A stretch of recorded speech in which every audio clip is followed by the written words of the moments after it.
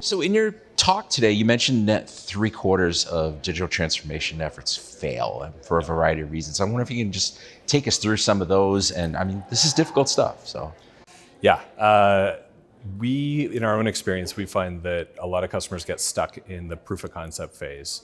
And our own experience said this is more than 2/3. And there was recently a publication where they actually did a full study on this and figured out that it's closer to 70% of digital initiatives fail in the POC stage, and they just can't seem to get out of that proof of concept. I think this is for a number of reasons, but number one is often the impetus to do this is not well known throughout the entire organization. A lot of these digital initiatives start at the C-level and are kind of pushed down, or sometimes there's a grassroots initiative where people say, hey, this would be easier if I could do this from home or get better alerting and alarming. And so however that happens, it needs to, be well known from the shop floor to the top floor exactly why we're doing this. What are the goals of the organization? Every single person in that value chain should be able to explain exactly why you're doing something, why you're doing this big digital transformation initiative. And they should also all know how that's achieving the goals of the company, how it's going to make their lives either better or worse. Sometimes it is a little bit harder for a period while we're learning new technologies, things like that. But they need to understand the overall benefit. There needs to be a reason for the change, and we need to continue to be, human-centric in our change management processes for these reasons, right?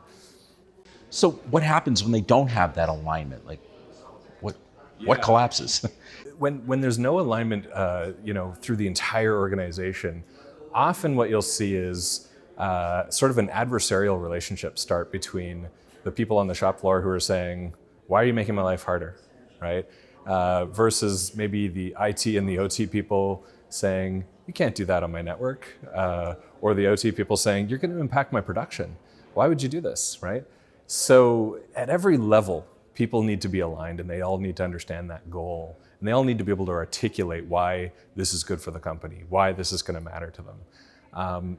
In my opinion, it's also a great time for the security folks to re-engage as that glue layer between IT and OT to say, hey, we're trying to innovate here. We're trying to make lives better. We're trying to do more efficient, more effective company, operational efficiency, things like that. And it's at that moment that security really has this great role to play where they can jump in and say, we need to design for security from the beginning. Yes, we're connecting something to the cloud. Sounds scary, but actually it's more secure when we can monitor devices, we can monitor machine access, we can monitor physical access changes to some of our equipment. It gives a better overall visibility through the entire supply chain of that data. So it's super important that every single person in that value chain is aligned, and I think the security team has a really important part to play in that. So it's interesting you mentioned that, because from a security perspective, people are kind of nervous when their data leaves their perimeter, whatever the perimeter is these days. How do you answer those challenges that the cloud can provide more security? Yeah, I think our recent experience with a lot of the ransomware events and even just in responding to security incidents, how much file copying there seems to be and how much movement of data there has to be. The accessibility of logs is not necessarily immediate. Sometimes we have to go back years into log files to find out that, the infiltration happened, 18 months ago, things like that. So moving to cloud, at very least, can provide an acceleration into your response when these events take place. There's also a lot more replication across multiple availability zones, for example, with data as it's being stored up into the cloud. So, these ransomware events, these major attack events that we've seen in past years, I think we can look at those and point to exactly how life would have been better if there was accessibility from cloud, if you could have instantly retrieved logs that were 18 months old, no file copy required, just open in view, things like that. So you mentioned a couple of times a human-centric approach is a big part of this. Does that mean that people are coming to you and just expecting throw tech at it? I think a lot of digital transformation initiatives start by somebody talking about we must digitize. What does that even mean? We've been digital for 20, 40, however many years, but it therefore immediately falls to sort of this implicit, it's a technology thing, when in fact the technology is quite simple. Lift and shift operations. Companies like AWS have been doing this for years. The technology is there, it's well matured. The patterns for migrating from on-prem to cloud are well known, they're quick, they're simple. And so it becomes less of a technology issue, and it's much more of a cultural issue. It's a very human-centric issue. Often this comes down to a lack of buy-in from shop floor to top floor. Like I said, it'll be seen as just a goal at the C-suite, or perhaps some adversarial relationships occurring in the middle because people don't fully understand the benefits. As soon as you can move beyond that, you start to realize, hey, this is about the people, this is about their change management and their change curve. And by being more human-centric and showing that shop floor operator, this is how we're going to enable you to respond more quickly, or for you to get more help as soon as something is going down so that we can get back up and running faster, instantly they get it. And when they see something like a digital twin that they can interact with, which, by the way, most of our shop floor people have been interacting with SCADA systems and 2D images and 3D images for years. So this is nothing new, but giving them a digital twin helps them to actually really quickly adopt and adapt to that interaction.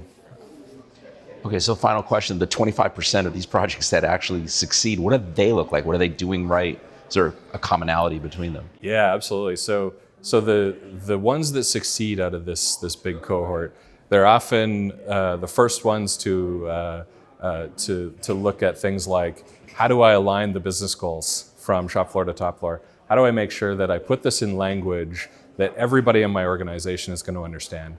Things like lean management, efficiency, shop floor efficiency, putting these on the Kanban, making sure that the digitization and the way that we're handling data aligns to all of those goals. Number two, making sure that security is designed into the system from day one. So many of these initiatives will start and then die in POC mode because it's deemed to be insecure. It's deemed to be risky. It's deemed to be something that we're not good at, and therefore we're not sure how to proceed and do this securely, and therefore POCs can fail immediately. The other one is often companies will design for what they know about right now, and they forget that even through the proof of concept phase and through their pilot phases, they're probably expanding, they're probably growing. There may be an acquisition on the horizon. There might be partnerships that they start to enable, things like that. And we have to design, therefore, for the long term. We have to figure out how are we going to scale this from day one and design that scale into the system. It's not hard. It just requires selecting the right technologies. And then the final one is really thinking about the pace of change that your people are up against. Things like, do you have the skills in-house to build these systems and to really make these long-term successful? If not, do you have the right partners in place to help you with this? And really thinking about the ecosystem that you're in, the resources you have on premise, the people that you may need to hire, but think about that pace of change and make sure you have the right resources and the right skills in-house to handle these programs.